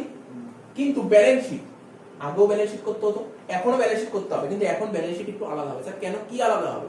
কেন আগে লাইবিলিটি আছে, দেখেন কি হবে না নাকি? হ্যাঁ, বাঁদিকে লাইবিলিটি, ডান দিকে আছে, কি হবে? কিন্তু আগে ক্যাপিটাল কি করতে মনে কর, স্যার আগে তো লিখতাম ক্যাপিটাল প্লাস কি করতাম বল, plus net profit plus further capital minus drawings, এই তো করতাম। স্যার এখন আগে তো মালিক কজন ছিল? একটাই করতাম। ধর এখন মালিক 3, তাহলে এর আলাদা করে ক্যাপিটাল বের করবি, বি আলাদা করে ক্যাপিটাল বের করবি, সির আলাদা করে ক্যাপিটাল লিখতে হবে। এত ঘাবড়াস না স্যার, এত কিছু করতে হবে? আরে কি করতে হবে না পরের ব্যাপার, কিন্তু এইভাবে করতে হয়। বুঝিস কি বললাম? আরে বুঝিস কি বললাম? দেখ না, আগে যখন ব্যালেন্স শিট করতি, এইদিকে অ্যাসেট, এইদিকে লাইবিলিটি, এখানে কি লিখতি? ক্যাপিটাল। ক্যাপিটাল কি করতি? ক্যাপিটাল লিখতে হচ্ছে তোর ওপেনিং, তার সঙ্গে ড্রয়িংসটা মাইনাস করতি, প্লাস নেট প্রফিট আমি লিখলাম। এবার এখানে কি করবি? এরকমই তিনটে পার্ট করবি। প্রথমে লিখবি এর ক্যাপিটাল, তারপরে আবার লিখবি বি ক্যাপিটাল, তারপর আবার লিখবি সি ক্যাপিটাল। বুঝলি? কঠিন কিছু না। আরে তোর তো এটা করতে দিন, জানছিস কি করতে হয়। তোকে পরীক্ষায় তো ফাইনাল অ্যাকাউন্ট দেবে না। পরীক্ষায় তোকে ফাইনাল অ্যাকাউন্ট দেবে না। পরীক্ষায় কি দেবে? তোকে পরীক্ষায় কি দেবে নাকি? তোকে বলবি কি পার্টনারশিপ বিজনেস ফাইনাল অ্যাকাউন্ট করতে দেবে? কোনদিন দেবে না। এর তোকে কোনদিন দেবে না পার্টনারশিপ বিজনেস ফাইনাল অ্যাকাউন্ট করে দেবে। এটা তো পরীক্ষায় কোনদিনই দেবে না। আমি বললাম, রুল বললাম, নিয়ম বললাম, পুরোটা জানলে বুঝতে সুবিধা হয়। পরীক্ষায় তো দেবে তোকে শুধু এইটা করতে, বলবে তুমি শুধু এইটুকু করে, আর কিছু করতে দেবে। আমার কথা বুঝতে পারছিস কি বললাম? তোর কোনো সমস্যা নেই তো। তার মানে নতুন কি হলো স্যার? আগে আমরা যা শিখেছি আর এখন যা শিখছি দুটো একই। আগে পিএল অ্যাপ্রো খুলতাম না, এখন পিএল অ্যাপ্রো খুলি। তাহলে পরীক্ষা যদি কখনো শর্ট কোশ্চেন দেয় পিএল অ্যাপ্রোপ্রিয়েশন কোন বিজনেসে খোলা হয়? সোল প্রপার্টিশিপ বিজনেস না পার্টনারশিপ বিজনেস? আনসার কি লিখি? Partnership business. তো এর জন্য কি এমসিকিউ করতে হবে তোকে? তো হয়ে গেল তো। এবার দেখ অঙ্ক বলছি, ফাইনাল অ্যাকাউন্ট মানে ফাইনাল অ্যাকাউন্ট বলেছি আগে, the trading and profit and loss account. তো ট্রেডিং প্রফিট এন্ড লস অ্যাকাউন্টে কি হলো?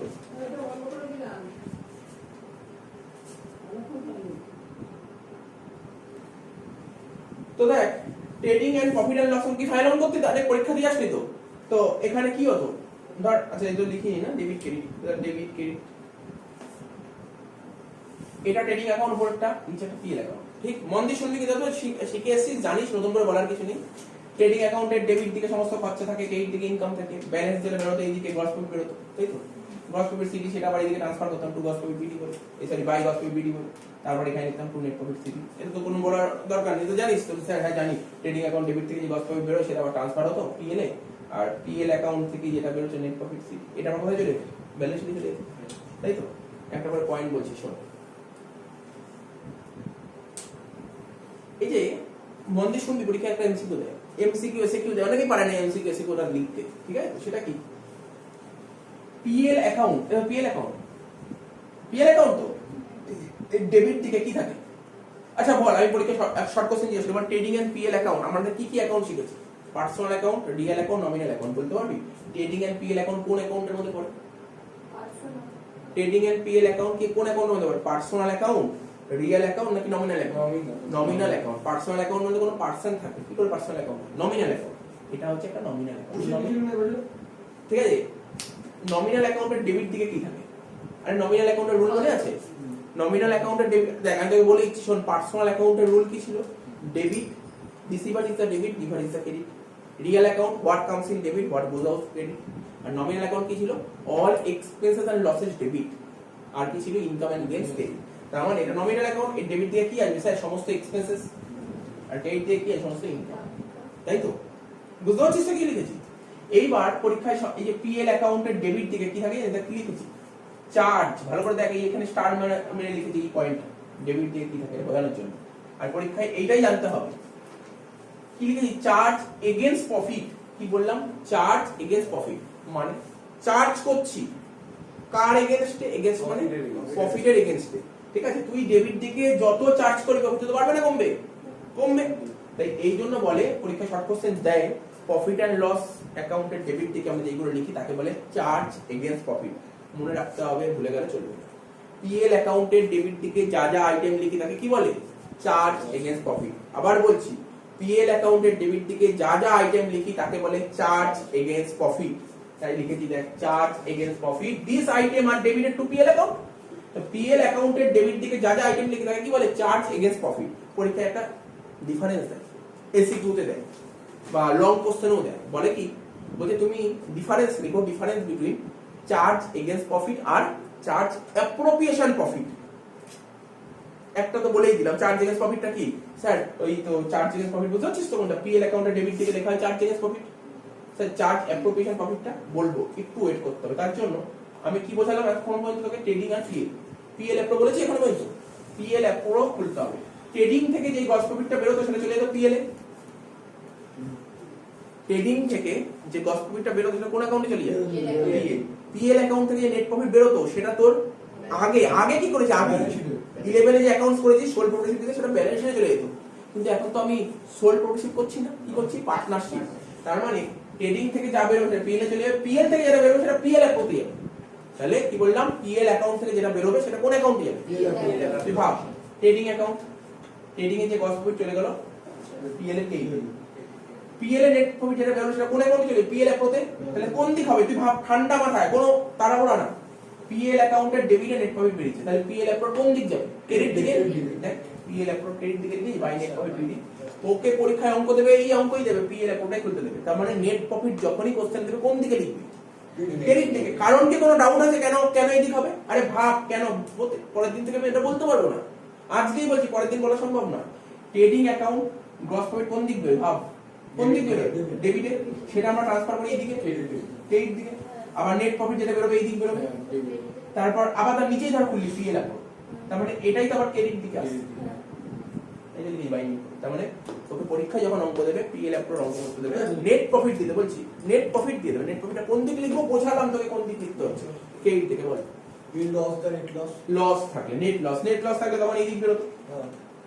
ঠিক আছে, তো জেনারেলি তুই পাবি না, পিএল অ্যাকাউন্ট করতে গিয়ে লস পাবি। ঠিক আছে, লসটা কি ডিস্ট্রিবিউট হবে পরে বলে দেবো, সব বোঝাবো লস নিয়ে কাল করে। ঠিক আছে, বুঝতে পারলি তো? লস টেন্ডার অঙ্ক করবো, চিন্তা করিস না। তাহলে আপাতত পজিটিভটা নিয়ে ভাব, তারপর আমরা নেগেটিভ নিয়ে ভাব। ঠিক আছে, বেসিকটা হবে নেট মানে প্রফিটের অঙ্ক। তাহলে প্রফিটটা বোঝা গেল এখানে। আমি কি বললাম, পিএল অ্যাকাউন্টে ডেবিটে কি দেখায়? চার্জ এগেইনস্ট প্রফিট, প্রফিটের এগেইনস্টে চার্জ করছি। ঠিক আছে, আর এখানে কি লেখা হয়? পিএল অ্যাকাউন্ট ডেবিটে কি লিখে জানিস? পার্টনাররা কি পায়। পিএল অ্যাকাউন্ট ডেবিটে কি লিখবো? পার্টনাররা কি পাওনা আছে কোম্পানির কাছে, ফার্মের কাছে পার্টনাররা কি পাবে। কি লিখি? Charge against appropriation of profit. Appropriation of profit, এখানে কিন্তু চার্জ এগেইনস্ট প্রফিট বলবো না। আরে চার্জ এগেইনস্ট প্রফিট করার পরেই তো প্রফিটটা বেরিয়ে গেছে। এখানে যে পিএল অ্যাকাউন্ট ডেবিটে যা যা আইটেম আছে তাকে কি বলে? Charge against appropriation of profit. অর্থাৎ পিএল অ্যাকাউন্ট ডেবিটে কি হবে? পার্টনাররা কি পাবে।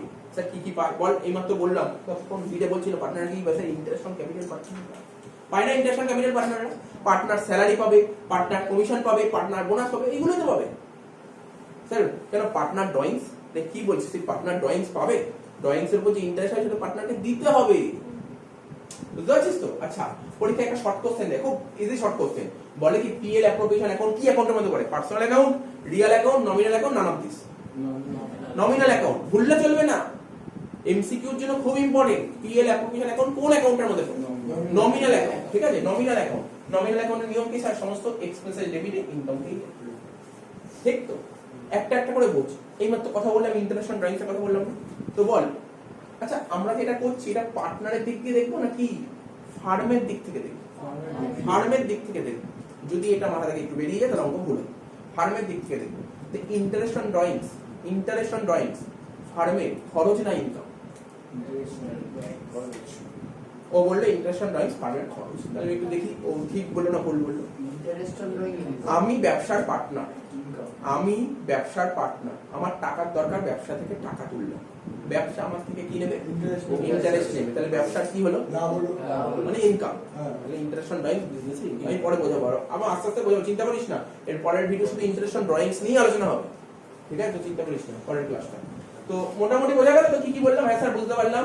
তাহলে তোর পরীক্ষায় যদি কোশ্চেন দেয়, শর্ট কোশ্চেন দিতে পারে, এসে কি বলতে পারে যে চার্জ এগেইনস্ট প্রফিটের সাথে চার্জ অ্যাপ্রোপ্রিয়েশন প্রফিটের পার্থক্য করলে কি বলবি? চার্জ এগেইনস্ট প্রফিট পিএল অ্যাকাউন্টে ডেবিটে আসে, আর চার্জ অ্যাপ্রোপ্রিয়েশন প্রফিট পিএল অ্যাকাউন্টে ডেবিটে আসে। এক নম্বর তো পেয়ে গেলি। আরে কি পড়বি তুই বই আলাদা করে? এইগুলোই লেখা আছে বইতে, আলাদা কিছু অনেক পয়েন্টে যাবে, একটা পয়েন্ট বললাম হয়ে গেল। নোট 1 কি লেখা আছে? In PL all expenses and income are shown। তার মানে বলছো পিএল অ্যাকাউন্টে কি দেখায়? স্যার সমস্ত এক্সপেন্সেস ডেবিটে বলি, সমস্ত ইনকাম ক্রেডিটে বলি, এই করে ক্যালকুলেট করে নেট প্রফিট বের, এই তো বলেছে। Note 2 in PL appropriation account we debit appropriation or distribution net profit among the partner. PL appro ডেবিটে কি লিখি স্যার? পার্টনাররা যা যা পাবে, ডিস্ট্রিবিউশন অ্যাপ্রোপ্রিয়েশন লিখি। আর কিছু লিখি?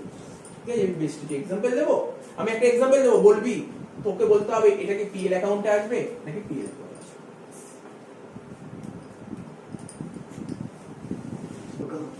আচ্ছা দেখ, একটা কোশ্চেন তুললাম। এতক্ষণ ধরে যা বুঝলি তার উপর করে আমাকে অ্যানসার দে, ঠিক আছে? কারণ আমি কিছুক্ষণ আগে বোঝালাম কি চার্জ এগেইনস্ট প্রফিট, আর কি বললাম বল, চার্জ এগেইনস্ট প্রফিট আর charge appropriation profit. Charge against profit কোথায় দেখায়? পিএল অ্যাকাউন্টের ডেবিটে। আর চার্জ অ্যাপ্রোপ্রিয়েশন প্রফিট কোথায় দেখায়? পিএল অ্যাপ্রোড ডেবিটে, তাই তো? তাহলে এখানে পয়েন্টগুলো বলতে হবে কোনগুলো পিএল অ্যাকাউন্টের আইটেম, কোনগুলো পিএল অ্যাপ্রোড আইটেম। আর কিছু কোশ্চেন বলছে স্টেট ফলোইং ইনকাম, ঠিক আছে তো, উইল বি রেকর্ডেড, ঠিক আছে তো,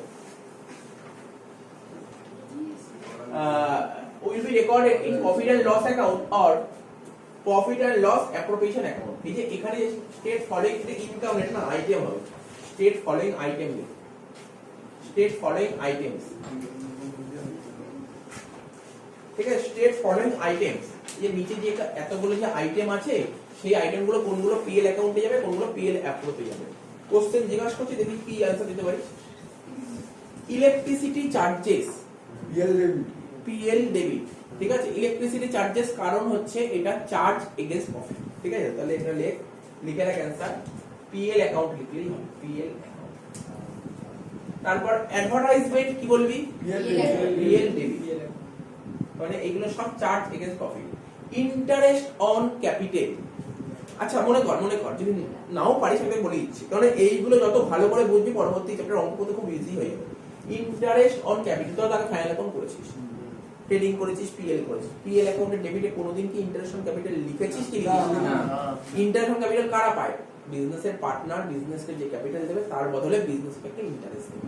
এটা কিন্তু চার্জ এগেইনস্ট প্রফিট, এটা চার্জ অ্যাপ্রোপ্রিয়েশন প্রফিট, ঠিক আছে? ইন্টারেস্ট অন ক্যাপিটাল চার্জ কে পাবে? এই টাকাটা পাবে কে? পার্টনাররা যে জিনিসটা পায় তাকে কি বলে? Charge appropriation profit. তাহলে এটা চলে যাবে PL approp. Next commission paid, commission paid মনে কর পিএল অ্যাকাউন্ট, পিএল ডেবিট। তারপর কমিশন পেড টু পার্টনার্স, পার্টনারকে কমিশন দিচ্ছে, PL approp, PL approp. Salary paid to manager, ম্যানেজারকে স্যালারি দিচ্ছি, ম্যানেজারকে স্যালারি দিচ্ছি, বলেনি কিন্তু পার্টনারকে স্যালারি দিচ্ছি, কাকে স্যালারি দিচ্ছি? ম্যানেজারকে। আমরা ফাইনাল অ্যাকাউন্ট করেছি, ম্যানেজারকে স্যালারি দিলে ম্যানেজার কমিশন পেতাম, পিএল এর ডেবিট লিখতাম, তাই না? এটা পিএল।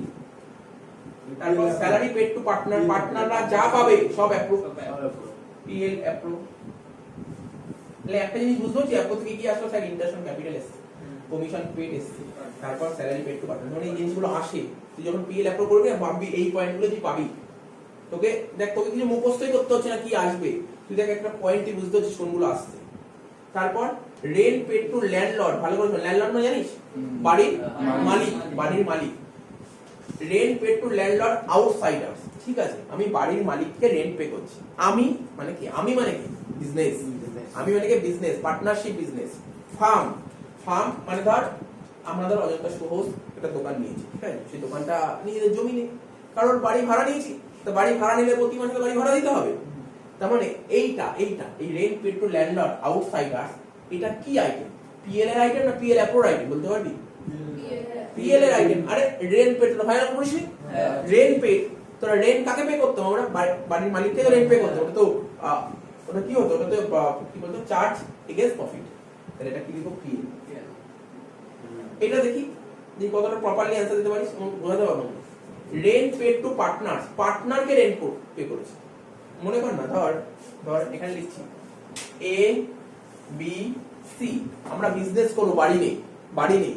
সি বলছে আমার বাড়িতে ব্যবসা করো, বাড়ি নেই তো কি হয়েছে? আমার বাড়িতে ব্যবসা করো। সি বলেছে আমার বাড়িতে ব্যবসা করো, বাড়ি নেই তো কি হয়েছে? ঠিক আছে তো? তাহলে অ্যানসারটা কি হবে? তাহলে বুঝতে পারলি, সির বাড়িতে ব্যবসাটা করছে, বিজনেস খুলেছে সির বাড়িতে। তাহলে প্রশ্ন হলো rent paid to partners for using his property, অ্যানসারটা কি দিবি? পিএল অ্যাকাউন্ট দিবি না পিএল অ্যাপ্রুভ দিবি? পিএল অ্যাপ্রুভ, তাই তো? PL approve. দেখ তোরা কেন পিএল অ্যাপ্রুভ দিলি তার পেছনে কারণটা বলছি। কারণ হচ্ছে স্যার আমরা তো বিজনেস তো করছি পার্টনারের মধ্যে। আরে ভাই, তিনজন পার্টনার মিলে বিজনেস করা হচ্ছে। সি যদি আমাদের বিজনেস যদি না দিত, আমাদের যে বিজনেস করার জায়গা নেই বলে বাড়িতে করছি, ও যদি আমাদেরকে বিজনেস করতে না দিত, ঠিক আছে তো, ও নিশ্চয়ই ওই জায়গাটায় অন্য কাউকে বিজনেস করতে দিত। অন্য কাউকে বিজনেস করতে দিলে কি পেত? প্রতি মাসে ভাড়া পেত, তো লস হয়ে গেল। সি আমার থেকে নেবেই, মানে আমাদের বিজনেস থেকে রেন্ট নেবে, বুঝতে পারছিস? আরে তুই ভাব না, তোরা ধর কোনো পার্টনারশিপ বিজনেস করছিস, কোনো পার্টনারের বাড়িতে তুই ব্যবসা করছিস, তার পার্টনারের বাড়ির লোক, বাবা মা, ওরা কি ভাড়া নেবে না? বুঝতে পারছিস তো? হ্যাঁ যদি এমন হতো যে না ঠিক আছে ওই পার্টনারকে ক্যাপিটাল কম দিতে হবে তাহলে তুমি করো বিজনেস। আমার কথাটা বুঝতে পারছিস? গল্পটা কমন সেন্স এগুলো, সেন্স বুঝতে পারছিস কি না বুঝতে পারছিস না? তুই ভাব না তোর তিনজন মিলে দুজন মিলে ব্যবসা করছি, তোর বাড়িতে ধর আমি ব্যবসা করবো, তোর বাড়িতে আমি ব্যবসা করবো, ঠিক আছে? তো তাহলে আমাকে কোনো টাকা দিতে হচ্ছে না, তোর বাড়িতে ব্যবসা করলে তুই নিচে ভাড়া নিবি, কমন ভাড়া নিবি। তার মানে এটা কি? এটা হচ্ছে চার্জ এগেইনস্ট প্রফিট। মানে এটা বুঝতে হবে, ঘুরিয়ে দিচ্ছি, তোরা পার্টনার দিয়েছে বলে ঘুরিয়ে, বুঝতে পারলি ব্যাপারটা? তাহলে কি বলেছে? Rent paid to partners for using his property, এটা লিখবো পিএল। মাথায় ঢুকলো? এটা নতুন একটা পয়েন্ট দিলাম, ঠিক আছে? তারপর বলছে interest on loan from bank, ব্যাংকের থেকে লোন নিয়েছি, এটা পিএল হবে। তারপরে অ্যানসারটা কি দিই?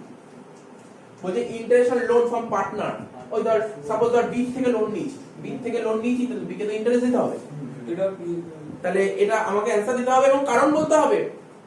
পিএল বললে হবে না, কারণ বলতে হবে। বি থেকে লোন নিয়েছি, বি কে ইন্টারেস্ট দিচ্ছি, তো বলি স্যার তাহলে তো সেই অ্যাপ্রোপ্রিয়েশনই হচ্ছে, পার্টনারকেই তো দিচ্ছেন, ঠিক আছে? তো তাহলে তুই যদি কেউ যদি বলিস পিএল কেন আর পিএল অ্যাপ্রুভ বললে কেন, আর এটা বোঝা খুব জরুরি, এটা বোঝা খুব জরুরি।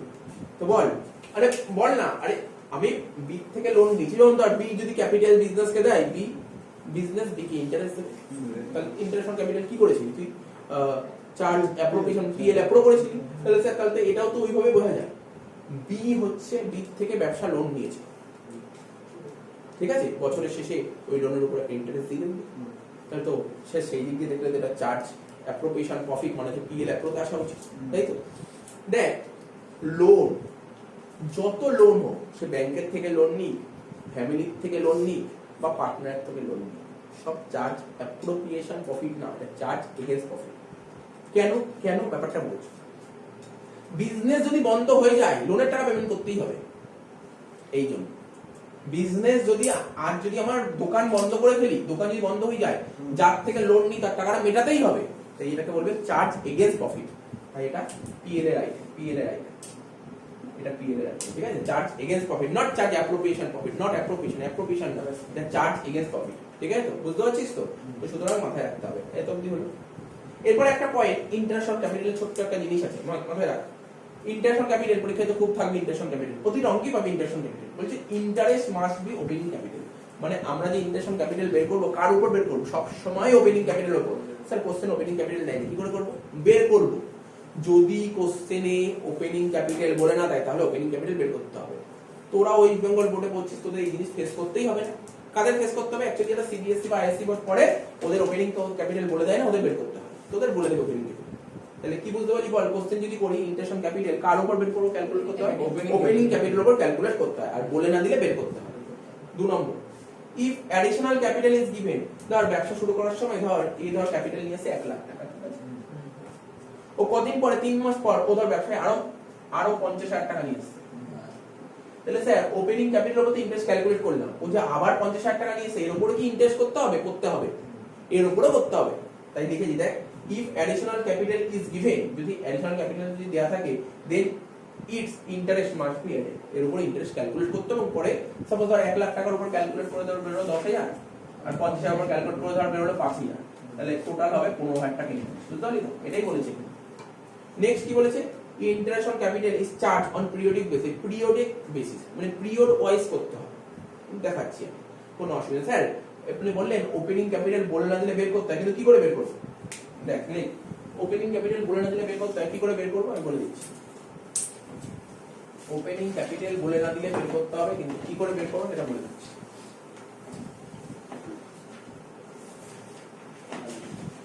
ঠিক আছে, দেখ মনে কর ক্লাস 11-এ ফাইনাল অ্যাকাউন্ট করতাম, ব্যালেন্স শিট কি করতাম? ক্যাপিটাল মানে ক্যাপিটাল মানে ওপেনিং ক্যাপিটাল প্লাস কি করতাম? নেট প্রফিট, ঠিক আছে? নেট প্রফিট বা নেট লস, নেট প্রফিট আমি মনে করছি নেট প্রফিট, তার থেকে মাইনাস করতাম ড্রয়িংস, আর ফার্দার ক্যাপিটাল কি করতাম? প্লাস করতাম। ওটা কি হতো? Closing capital.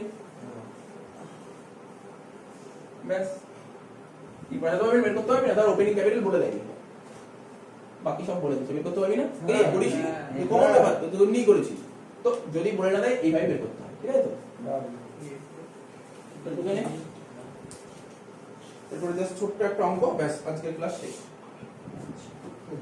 এ বি বিজনেসে দুজন পার্টনারশিপ বিজনেস, কয়জন পার্টনার থাকবে মিনিমাম?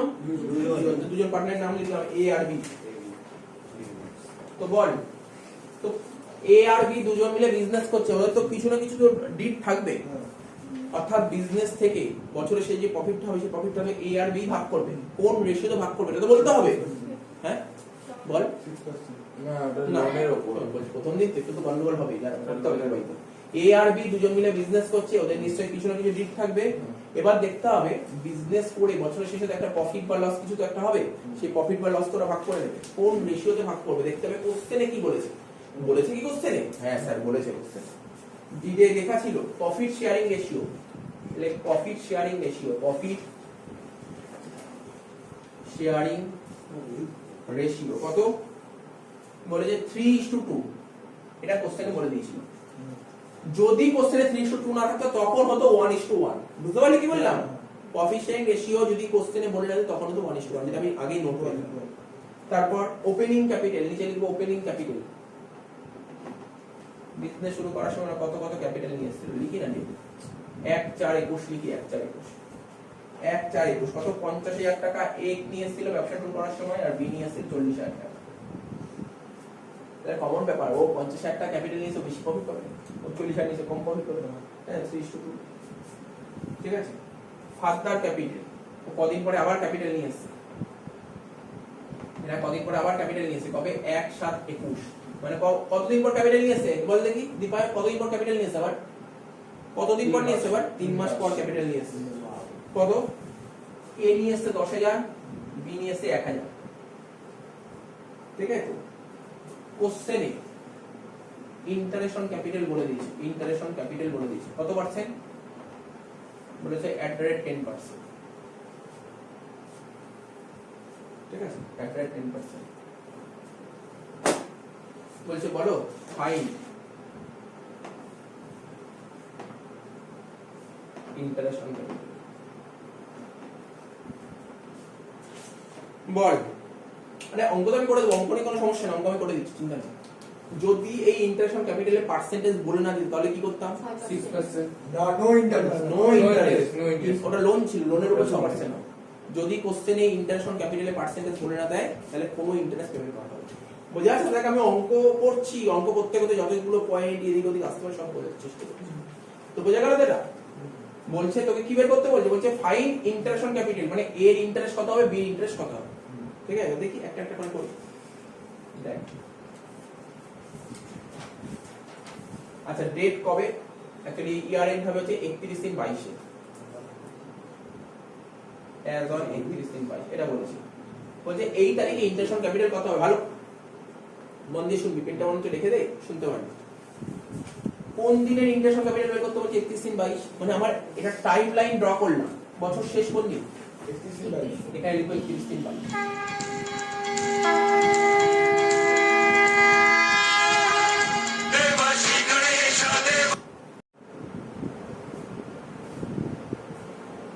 তো দেখো এটা করে দিই ইন্টারেস্ট অন ক্যাপিটাল অঙ্কটা দু রকম ভাবে করাচ্ছি, যেটা তোমাদের কাছে বেটার লাগবে সেটা করো।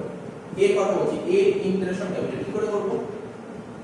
এ বছরের শুরুতে 50,000 টাকা ক্যাপিটাল ছিল, এ শুরুতে 50,000 টাকা ক্যাপিটাল ছিল, তো এই 50,000 টাকা তো পুরো সারা বছরই থাকবে না ক্যাপিটাল। কোশ্চেনে কি কোথাও বলেছে এ যে ক্যাপিটাল নিয়েছে কোন টাকা তুলেছে? না স্যার বলে। তাহলে 50,000 টাকা যে ক্যাপিটাল ছিল তার উপর পুরো 10% সারা বছর চলবে, প্লাস ও 10,000 টাকা ক্যাপিটাল নিয়েছে, কবে নিয়ে এসেছে 10,000 টাকা ক্যাপিটাল? স্যার 10,000 টাকা নিয়ে এসেছে 1/7/21, তাহলে এই টাকাটা কমাস কাটবে, দেখা যাবে বোঝা যাচ্ছে, বুঝে দিচ্ছি। দেখো শুরুতে ছিল 1/4/21, শেষে হচ্ছে 31/3/22। ও ক্যাপিটাল নিয়ে এসেছে কবে? 10,000 টাকা নিয়ে এসেছে 1/7/22, ঠিক আছে, সরি 1/7/21 নিয়ে এসেছে। 1/7/21 10,000 টাকা নিয়ে এসেছে, 10,000 টাকা কতদিন থাকবে? এইটুকু সময়, কমাস 9 মাস না, তাই তো এখানে লিখছি 10,000 × 10% × 9/12, ক্যালকুলেট করে দেখে বুঝতে পারছি। এটা একটা প্রসেস। আরেকটা প্রসেস কি দেখো, আরেকটা প্রসেসও লিখে দিচ্ছি। ও শুরুতে ক্যাপিটাল ছিল 50,000 টাকা, ও বছরের শুরুতে ক্যাপিটাল ছিল 50,000 টাকা, ঠিক আছে। ও আবার এই তারিখে 10,000 টাকা নিয়ে এসেছে, তার মানে 50,000 টাকা এতদিন খেলেছিল মার্কেটে, 50,000 টাকা এতদিন কেটেছিল, তাহলে কি হবে 50,000 টাকা ইনটু 10% ইনটু তোমার 3 মাস, কারণ 50,000 টাকা 3 মাস হয়েছিল, 3 মাস কেটেছিল। ও এই তারিখে 10,000 টাকা নিয়ে এসেছিল, এই তারিখে 10,000 টাকা নিয়ে এসেছিল, এই তারিখে কত হলো 60,000 টাকা। 60,000 টাকার উপর 9 মাসে ইন্টারেস্ট হবে, 60,000 টাকার উপর 9 মাসে ইন্টারেস্ট হবে, 10% ইনটু 9/5 এইভাবেও বুক করো। ঠিক আছে, যেটা ভালো লাগে। 50,000 এর 10% কত 5,000, আর 5,000 ইনটু 3/12 করলে 250 প্লাস 6,000 ইনটু 3/4 4,500, তাহলে কত হচ্ছে 5,750। এটা হলো 5,750। ক্লিয়ার? এটা বিটটা করলাম। স্যার এবার বিটটা করে দিচ্ছি, বিটটা এটা টোকে নাও, বিটটা করে দিচ্ছি। বিট শুরুতে ক্যাপিটাল কত ছিল 40,000, বিট শুরুতে ক্যাপিটাল ছিল 40,000, তার উপর 10% পুরো হয়ে যাবে। ও 1000 টাকা পাবে নিয়ে এসেছে, এখানে 1000 টাকা হবে 9/12 হবে 40,000 10% 4,000 প্লাস 1000 এর 10% কত হবে 100, 100 ইনটু 9/12 করে দেখো কি হচ্ছে।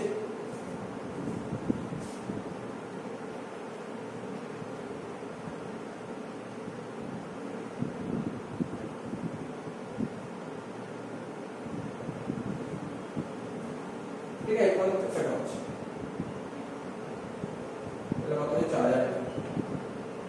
যদি এইভাবে করে দিলে কি দাঁড়াচ্ছে, শুরুতে তো 40,000 টাকা ছিল, 40,000 টাকা ক মাস কাটবে 3 মাস, এই তারিখে 1,000 টাকা নিয়ে এসেছে, মানে কত 41,000 টাকা কাটবে 9 মাস। বলে দেবে অ্যানসার হচ্ছে 4,000 টাকা।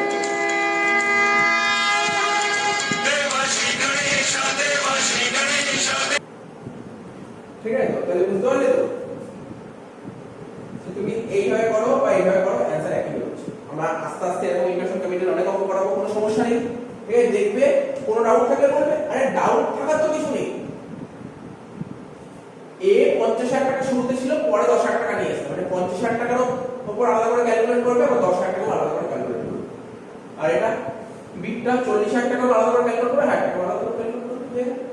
তো দেখো আজকে ক্লাস 12 PL এর ফার্স্ট ক্লাসটা কমপ্লিট হয়ে গেল। কোনো সমস্যা নেই, কোনো ডাউট থাকলে তোমরা অবশ্যই কমেন্ট বক্সে কমেন্ট করে জানাবে। আর ভিডিওটি ভালো লাগলে তোমাদের কাজ কিছুই না, ছোট্ট একটা কাজ, বন্ধুদের মধ্যে ভিডিওটি শেয়ার করতে হবে, আর কিছু করতে হবে। ফ্রেন্ড সার্কেল, তোমাদের স্কুল, বিভিন্ন যে স্কুল আছে, স্কুলের যে গ্রুপগুলো আছে, গ্রুপে ভিডিওটা শেয়ার করে যাতে বন্ধু বান্ধবরা জানতে পারে এই চ্যানেলের সম্পর্কে। ঠিক আছে, আর কিছু বলবো না। ভালো লাগলে ভিডিওটা লাইক করবে, লাইক করাটা must, like, comment and subscribe.